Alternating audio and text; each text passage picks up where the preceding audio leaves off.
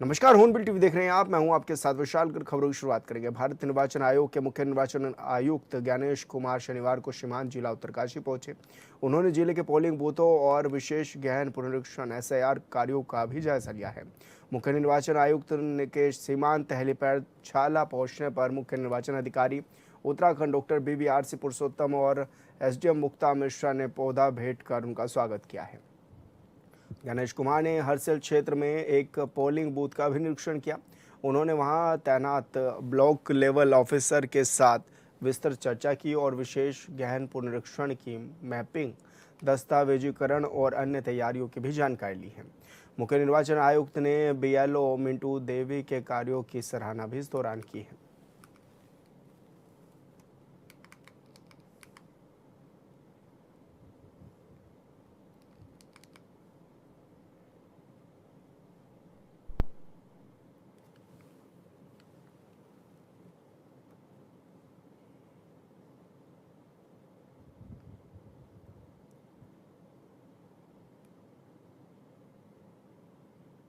गंगोत्री विधानसभा के इस मतदान केंद्र पर आने के बाद हमने यहाँ की BLO मिंटू देवी जी के साथ चर्चा की और हमें जानकर इतनी खुशी हुई कि जो स्मार्टफोन पर जो BLO ऐप का इस्तेमाल करते हुए SIR का काम कर रही हैं और एब्सेंट, शिफ्टेड, डेड, डुप्लीकेट और फॉरेनर्स, इन 5 लोगों के नाम हटाते हुए और जो लोग 18 साल के हो गए हैं या जिन लोगों का नाम मतदाता सूची में नहीं है उनका नाम जोड़ते हुए मतदाता सूची के शुद्धिकरण का काम कर रही है। ऐसे BLOs को चुनाव आयोग सैल्यूट करता है और ये भी आशा करता है कि इनसे प्रेरणा लेते हुए इस देश के सारे BLOs भी इतनी ही सक्षमता के साथ कार्य करेंगे। जय भारत, जय हिंद। मुख्य चुनाव आयुक्त ज्ञानेश कुमार उत्तराखंड के 2 दिवसीय दौरे पर पहुंचे हुए हैं। इस दौरान वो उत्तरकाशी में भी पहुंचे हैं, जहां पर हरसेल बूथ पर पहुंचकर उन्होंने निरीक्षण भी किया, व्यवस्थाओं का जायजा भी लिया। आपको बता दें कि उत्तराखंड में विधानसभा के इलेक्शन 2027 में होंगे और इसको लेकर तैयारियां भी जोरों शोरों से जारी है। SIR की प्रक्रिया भी लगातार जारी है। तो वहीं ये भी देखा जा रहा है कि चुनाव पूरी पारदर्शिता के साथ हों, उसको लेकर भी काम किए जा रहे हैं। और ऐसे में यह भी देखा जा रहा है कि उत्तराखंड के दौरे पर जब पहुंचे ज्ञानेश कुमार तो उन्होंने अधिकारियों के साथ भी बैठक की और तमाम दिशा निर्देश भी इस दौरान दिए हैं। उन्होंने कहा है कि पूरी पारदर्शिता के साथ इलेक्शन होंगे और साथ ही अगर किसी को कुछ भी डाउट है तो वो भी चुनाव आयोग की साइट पर जाकर उन डाउट्स को क्लियर कर सकता है, साथ ही संपर्क भी साध सकता है। हॉर्नबिल टीवी के लिए देहरादून से विशाल गर्ग। प्रदेश में हरित ऊर्जा को बढ़ावा देने के मुख्यमंत्री धामी के प्रयासों के सकारात्मक परिणाम सामने आने लगे हैं। वहीं देहरादून स्थित सूचना और लोक संपर्क विभाग के मुख्यालय में स्थापित 70 किलोवाट क्षमता के रूफटॉप सोलर पावर प्लांट से विभाग के बिजली बिल में भारी कमी दर्ज की गई है। अप्रैल 2026 में विभाग का बिजली बिल घटकर मात्र 1700 रुपये रह गया है, जबकि पहले विभाग का प्रतिमाह लगभग 1,20,000 रुपये बिजली बिल के रूप में भुगतान होता था। ये 2 तरह की सौर ऊर्जा की नीति प्रदेश में संचालित है।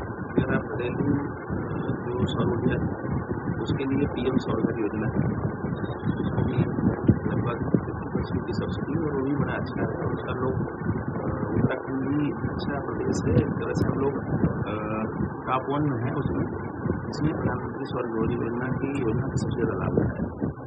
उसी तरह से उर्जा के द्वारा जो व्यावसायिक स्तर पर जो विभाग है उनमें प्लांट लगाए जा रहे हैं। यहाँ पर भी हम लोगों ने सूचना विभाग में 80 किलोवाट का प्लांट लगाया है, जिससे हमारी बिजली का बिल बहुत कम हो गया है। जो 80,000 से 1 लाख तक आता था वो बढ़ करके 17,000 तक आ गया है। तो हम लोग सौर ऊर्जा का अच्छा उत्पादन यहाँ कर रहे हैं और बिजली विभाग को दे रहे हैं और उसके बदले जो हमारा बिल है उसमें बिजली विभाग उसको कंपनसेट कर रहा है। इसी तरह ISBT पर भी हमने 100 किलोवाट का एक सोलर प्लांट लगाया है, उससे भी महीने का लगभग हम लोग 1.5 से 2 लाख तक की बिजली का बिल बचा रहे हैं।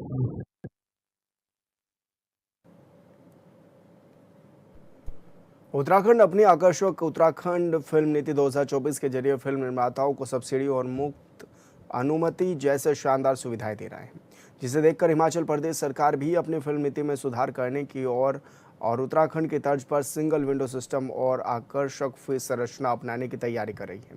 उत्तराखंड की नीतियों की लोकप्रियता और सफलता को देखते हुए हिमाचल प्रदेश सरकार फीस संरचना और शूटिंग नीतियों का गहराई से अध्ययन भी इस दौरान कर रही है।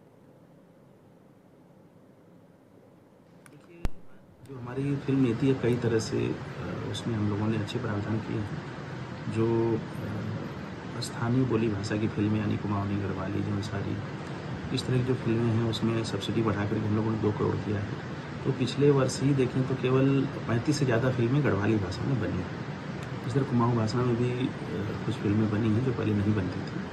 तो जो स्थानीय बोली भाषा है, जो परंपराएं हैं, फिल्मों के माध्यम से उनका संरक्षण हो रहा है। दूसरा, अगर संविधान की जो 8वीं अनुसूची में वर्णित भाषाएं या जो फीचर फिल्म्स बोलते हैं उसकी भी बड़े स्तर पर शूटिंग यहाँ पर हो रही है और उसमें भी सब्सिडी बढ़ा के हम लोगों ने 3 करोड़ तक किया है। और ये शर्त रखी है कि टोटल जो फिल्म शूट हो रही है उसका 70% उत्तराखंड में ही शूट होना चाहिए।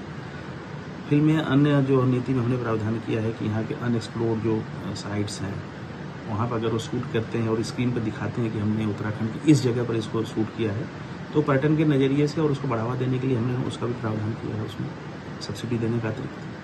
अगर कोई स्थानीय कलाकारों को मौका देता है तो उसके लिए 5% की अलग से सब्सिडी। और जो हमारी स्थानीय जो लाइन प्रोड्यूसर हैं उसको सभी लोग संपर्क कर रहे हैं। हमने वेबसाइट भी बनाई है जिसमें सारी डिटेल्स सिंगल विंडो के माध्यम से सबको उपलब्ध भी होती है और सिंगल विंडो क्लियरेंस भी है। तो फिल्म शूटिंग की परमिशन का भी हम लोगों ने सरलीकरण किया। हेमकुंड साहिब के कपाट विधि विधान से श्रद्धालुओं के लिए खोल दिए गए हैं। इस मौके पर करीब 6000 श्रद्धालु मौजूद रहे। सुबह 10 बजे सुखमनी का पाठ हुआ, वहीं 11:30 पर कीर्तन और 12:30 पर हेमकुंड साहिब के कपाट खोल दिए गए। इस दौरान गुरुद्वारा में पहली अरदास भी हुई है। हेमकुंड साहिब के कपाट विधि विधान के साथ आज श्रद्धालुओं के लिए खोल दिए गए हैं। बड़ी संख्या में इस दौरान इस पल के साक्षी भी श्रद्धालु बने हैं। चारधाम यात्रा लगातार जारी है और जो आंकड़ा है वो लगभग 20 लाख के पास भी पहुंच गया है। यानी कि चारों धामों में तीर्थयात्री बड़ी तेज़ी से पहुंच रहे हैं और ऐसे में ये भी देखा जा रहा है कि हेमकुंड साहिब के कपाट भी आज विधि विधान के साथ खोल दिए गए हैं। और ऐसे में उम्मीद ये भी जताई जा रही है कि बड़ी संख्या में हेमकुंड साहिब में भी तीर्थयात्री पहुंचेंगे। पूरी व्यवस्थाओं को चाक चौबंद किया गया है, व्यवस्थाओं को सुधारने पर जोर भी दिया गया है। और इस समय यह भी देखा जा रहा है कि पहाड़ी क्षेत्रों में मौसम का मिजाज भी बिगड़ा हुआ है। कई क्षेत्रों में बर्फबारी भी अभी तक है, तो वहाँ ये भी इंतज़ाम किए जा रहे हैं कि यात्रियों को असुविधा ना हो, उनकी बेहतर व्यवस्थाएं हों, उसको लेकर भी ध्यान दिया गया है। तो हेमकुंड साहिब के कपाट आज विधि विधान के साथ भी खुल गए हैं और यात्रियों का जाना भी लगातार जारी है। हॉर्नबिल टीवी के लिए देहरादून से विशाल गर्ग। प्रधानमंत्री मोदी की विदेश यात्राओं को लेकर कांग्रेस नेताओं की ओर से उठाए जा रहे सवालों पर बीजेपी विधायक विनोद चमोली ने पलटवार किया है। विनोद चमोली ने कहा है कि प्रधानमंत्री की विदेश यात्राओं को सैर सपाटा कहना दुर्भाग्यपूर्ण है। उन्होंने कहा कि प्रधानमंत्री मोदी जहां भी जाते हैं वहां देश की सुरक्षा, आर्थिक मजबूत, निवेश और अंतर्राष्ट्रीय संबंधों को मजबूत करने के लिए जाते हैं। चमोली ने कहा है कि मौजूदा वैश्विक परिस्थितियों और युद्ध जैसे हालातों के बीच भारत की मजबूत कूटनीति का ही परिणाम है कि दुनिया के तमाम देश भारत के साथ खड़े नजर आ रहे हैं। उन्होंने कहा कि प्रधानमंत्री लगातार दुनिया के देशों के साथ तालमेल बनाकर भारत को वैश्विक स्तर पर मजबूत स्थिति में पहुंचाने का काम कर रहे हैं।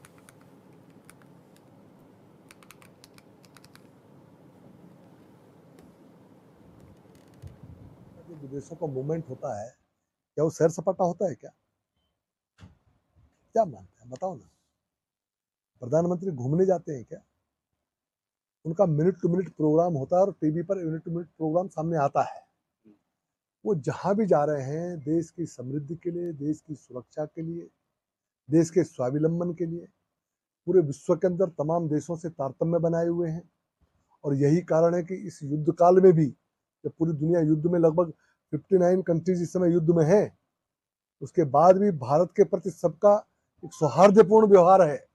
ये हमारी कूटनीति का ही हिस्सा है और वो कहीं ना कहीं देश की परिस्थितियां ठीक बनी रहे, देश के हित में चीजें चलती रहें, इसके लिए ही बाहर निकलते हैं। प्रधानमंत्री की यात्रा को सैर सपाटा नहीं कहा जा सकता। सैर सपाटा तो राहुल गांधी की यात्रा ही होती है कि जो चुनाव का परिणाम आया ना, घूमने निकल गए। ये घूमने नहीं जा रहे हैं, ये अपनी जिम्मेदारी निभा रहे हैं। एक प्रधानमंत्री के नाते उनको जिस प्रकार से पूरे दुनिया के अंदर इस देश के साथ में तालमेल बिठाना है, दुनिया को किस तरह से इस देश के पक्ष में लाकर खड़ा करना है, उसके लिए प्रयास करते हैं। आप देखना तमाम अभी MOU साइन हुए हैं, तमाम एग्रीमेंट्स हमारे हुए हैं, बहुत सारे क्षेत्रों में हम लोग सब साझा कार्यक्रम चलाने वाले हैं। ये सामान्य बातें हैं क्या? जो इसको सैर सपाटा कहता है, मैं समझता हूँ उसके दिमाग का दिवाला निकला हुआ है। अब ऐसे दिवालिये लोगों के बारे में हम क्या बात।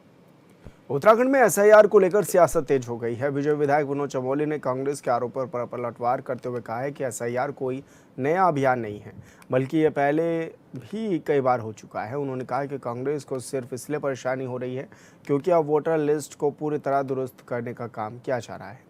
विनोद चमोली ने कहा है कि SIR से आम नागरिकों को कोई दिक्कत नहीं होगी, लेकिन घुसपैठियों और फर्जी वोटरों पर जरूर कार्रवाई होगी। आगे उन्होंने कहा है कि मृतक, स्थानांतरित और डुप्लीकेट वोटरों के नाम हटाना लोकतांत्रिक प्रक्रिया का हिस्सा है और उसका स्वागत होना चाहिए।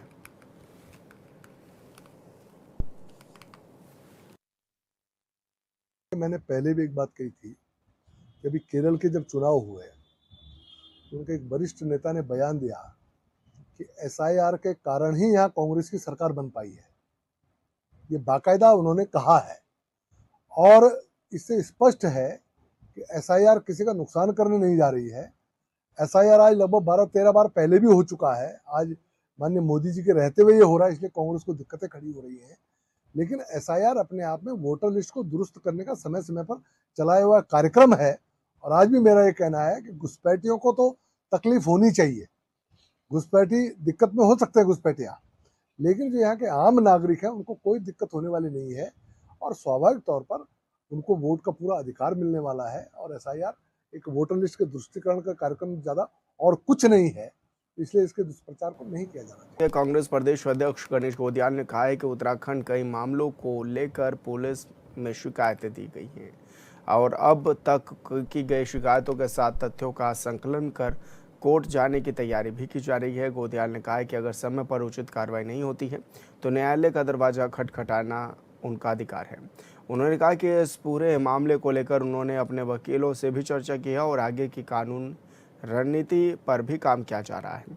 साथ ही उन्होंने आरोप लगाया कि कई बार शिकायत के बावजूद अपेक्षित कार्रवाई देखने को नहीं मिलती है, जिसके चलते अब कानूनी विकल्प अपनाने पर विचार किया जा रहा है।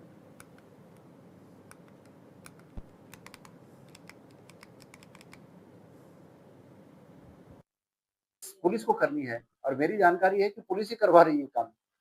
तो जब पुलिस ही ये काम करवा रही है, अपराध के काम जब पुलिस ही कर रही है, सरकार के संरक्षण में कर रही है, तो किसके पास जाए आदमी? अब हम इस पर विचार कर रहे हैं कि हमने पुलिस को लिखकर दिया है, कई बार शिकायतें की हैं, हम उन सभी शिकायतों का संकलन करके मैं कोर्ट जाने की तैयारी कर रहा हूँ। इसमें मैं निश्चित रूप में मेरा अधिकार है कि मैं इस प्रकार के झूठ को अपने पर चिपकाने की जो विपक्ष की कोशिश है उससे बचूं। मैं तो कितनी बार मिल गया, मुझे कितनी बार मिल गया, वो तो ऑफ द रिकॉर्ड कहते हैं कि भाई हमारे हाथ की बाहर की बात है, असहाय महसूस करते हैं। तो सवाल ये है कि जब वो असहाय महसूस करते हैं तो मेरे पास अंतिम विकल्प फिर कोर्ट का बचता है।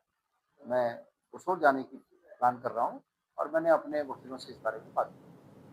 लक्सर के तहसील परिसर में मीडिया कर्मियों और एक सरकारी कर्मचारी के बीच हुए विवाद ने तूल पकड़ लिया है।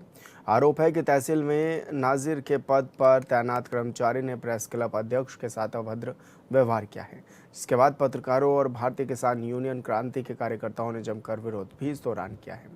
इस दौरान पत्रकारों ने प्रशासन के खिलाफ जमकर नारेबाजी की और कार्रवाई की मांग भी की है।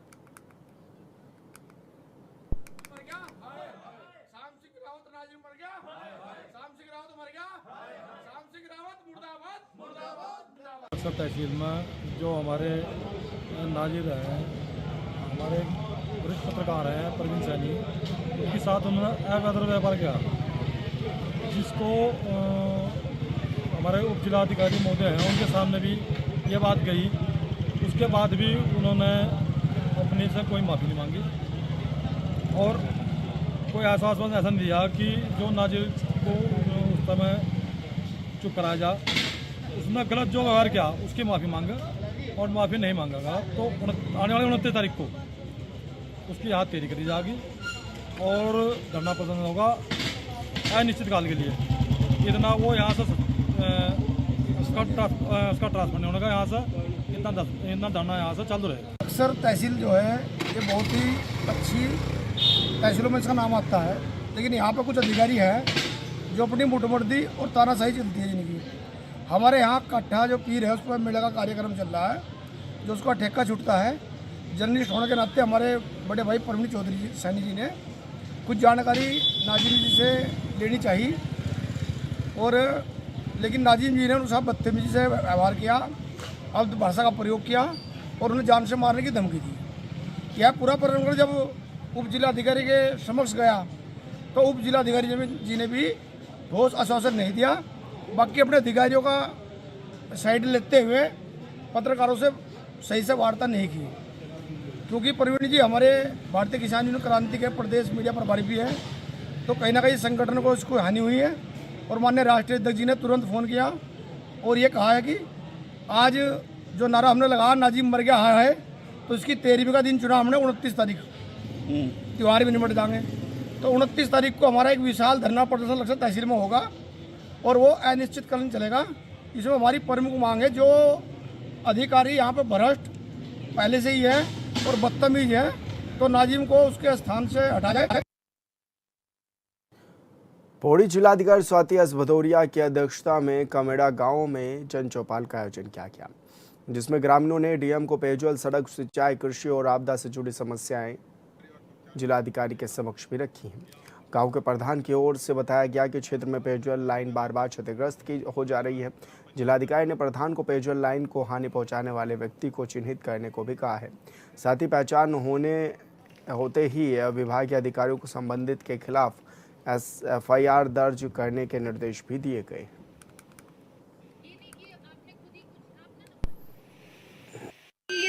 न्याय पंचायत कंडारा में सभी के साथ एक चौपाल भी लगाई गई। हमारे जो कुछ विभाग थे, पेयजल, PWD और कृषि संबंधी विभाग और BDO आदि के साथ में, और इसमें गांव वालों ने भी अपनी अपनी कुछ समस्याएं रखी, स्पेशली जो जल संस्थान रिलेटेड थी, कुछ 1-2 सड़क से संबंधित थी। और साथ में हम लोगों ने यहाँ एक प्रगतिशील किसान का एक इंटीग्रेटेड फार्मिंग का मॉडल भी यहाँ पे देखा, और साथ में हमने ये भी जो सभी विभाग है उनको भी निर्देशित किया है कि यहाँ पे और ज़्यादा लोगों को इंटीग्रेटेड फार्मिंग में जोड़ा जाए, और चाहे वहाँ पे मत्स्य पालन, वहाँ पे कृषि और उद्यानीकरण सभी प्रकार के काम, जिससे एक ही जगह पे हो सके और उससे एक बेटर मार्केट भी मिल सकेगा।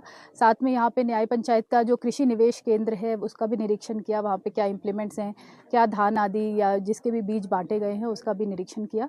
तो इसका जितने भी आज यहाँ पे शिकायतें प्राप्त हुई हैं उसका भी तत्काल निराकरण के लिए सभी अधिकारियों को निर्देशित किया गया है, और उसको हम लोग आगे भी फॉलोअप करेंगे। नहीं, ये डैम खराब नहीं है, डैम का काम अभी रनिंग में है। ये सारा के अंतर्गत बने थे और इसमें मेन मकसद इसका सॉइल कंजर्वेशन, वाटर कंजर्वेशन का है।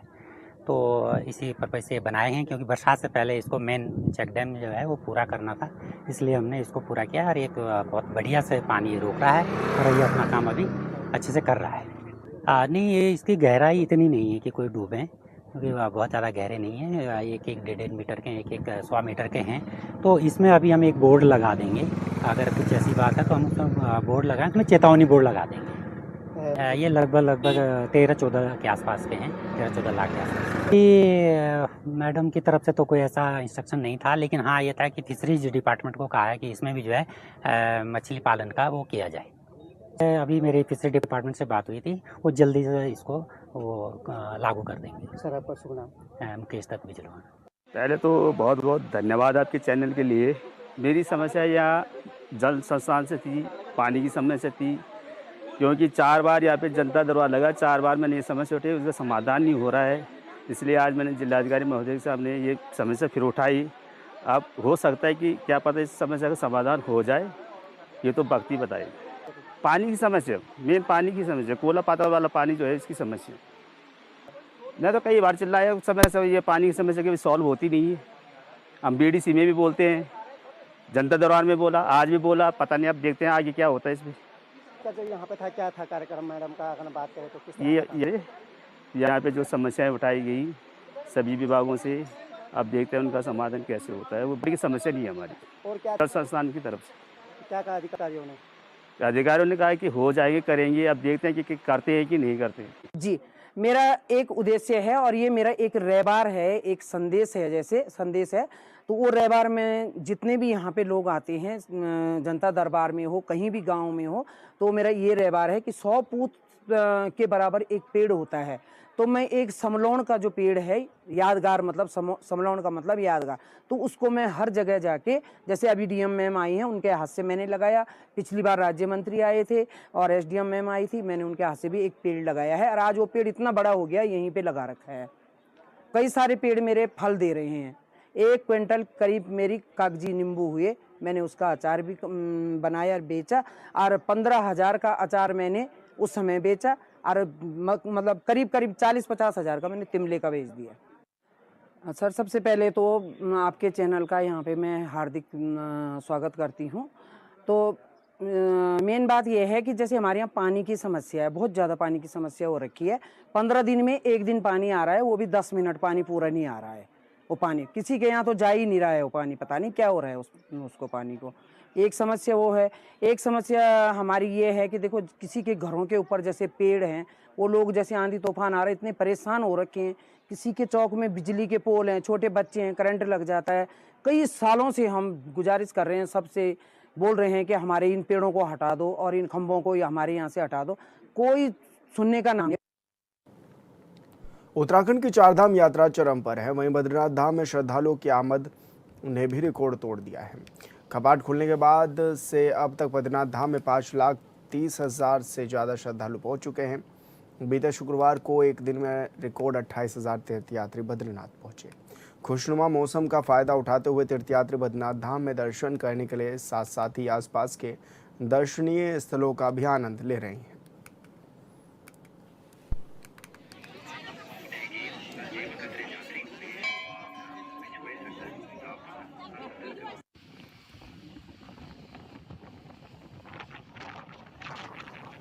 तीर्थनगरी घूमने आए फरीदाबाद के 22 पत्रकारों का दल लिफ्ट हादसे का शिकार हो गया। हादसे में कई पत्रकार घायल हुए हैं, जिनमें से कुछ की हालत गंभीर बताई जा रही है।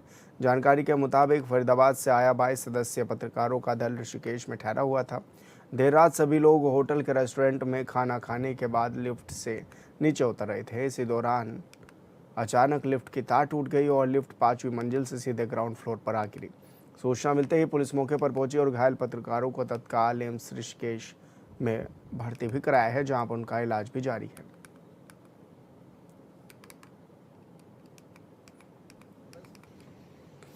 से है, हम फरीदाबाद से 25 से 30 साथ ही सारे घूमने आए थे हरिद्वार नैनीताल की तरफ। ऋषिकेश में हमने एक होटल लिया हुआ था, टस्क हॉस्पिटल होटल है, और अचानक हम जब खाना खा के जब नीचे आ रहे थे तो 5th फ्लोर से सीधा वो नीचे आया। बाबूजी, हम ऋषिकेश हरिद्वार घूमने आए थे। होटल टक्स में हम रुके पड़े थे। हम समय 8 साढ़े 8 बजे हम खाना खाने ऊपर गए 5th फ्लोर पे। 5th फ्लोर पे हमने खाना वाना खा लिया और जैसे ही हम लिफ्ट में बैठे ना 5th फ्लोर से, हम 6 आदमी थे लिफ्ट में, 5 से 6। जैसे हम लिफ्ट में बैठे 5th फ्लोर से नीचे सीधा ग्राउंड फ्लोर पे धड़ाम गिरी लिफ्ट। बाबूजी, वो हमें पता है, हमने जो मंजर देखा, हमें पता है हमने क्या मंजर देखा। उसमें हमारा भाई मनोज सूर्यवंशी, एक पटवारी रुपेश और क्या नाम है उसका, चेतन के तो दोनों पैर टूट गए। जो उसका क्या नाम है, जोली एक भाई है, वही पत्रकार है, जयप्रकाश, उसके भी पैर में फ्रैक्चर ही है। सारे लोग घायल हैं, 6 के 6 घायल हैं। एसएसपी नैनीताल मंजुनाथ टीसी के सख्त निर्देशों पर फरार चल रहे नामी अपराधियों के खिलाफ ऑपरेशन प्रहार अभियान चलाया जा रहा है, जिसके तहत पुलिस को सफलता भी हाथ लगी है। एसपी हल्द्वानी मनोज कत्याल ने पर्यवेक्षण और प्रभारी निरीक्षक कालाढूंगी अरुण सैनी के नेतृत्व में पुलिस ने हत्या के मामले में फरार अभियुक्तों को पुलिस ने गिरफ्तार कर लिया है, जिस पर 25,000 का इनाम भी घोषित था। बताया जा रहा है कि आरोपी की गिरफ्तारी के लिए लगातार सभी संभावित स्थानों पर दबिशें भी दी जा रही थी। और फिलहाल इस बुलेटिन में मेरे साथ इतना ही। आप देखते रहिए हॉर्नबिल टीवी। नमस्कार।